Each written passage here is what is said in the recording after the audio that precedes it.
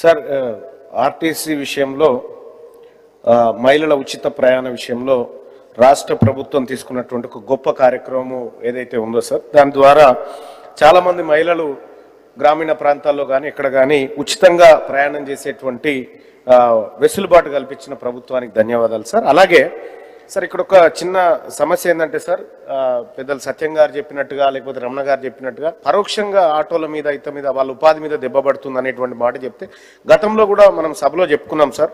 వాళ్ళని కూడా ఇవాళ ఉదయమే అవకాశం ఉంటే మీరు మాట్లాడాలని చెప్పి BC employees welfare association sir టీఎస్ఆర్టీసీకి సంబంధించినటువంటి సంపత్ ముదిరాజ్ గారు, హరికిషన్ గారు, ఇట్లా చాలామంది ఒక రిప్రజెంటేషన్ ఇచ్చినారు సార్.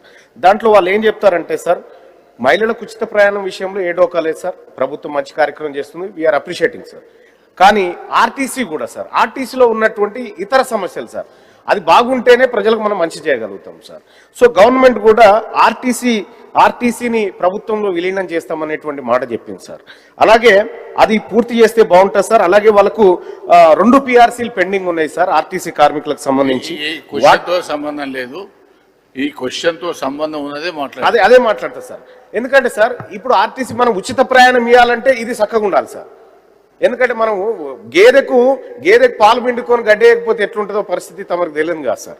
సో అందుకోసమే సార్ ఈ మనం ఏదైతే ఆర్టీసీ కార్మికులను ఆర్టీసీ రక్షణ కోసం రాష్ట్ర ప్రభుత్వం చర్యలు చేపడితేనే ఈ స్కీమ్ సజావుగా సాగుతుంది సార్.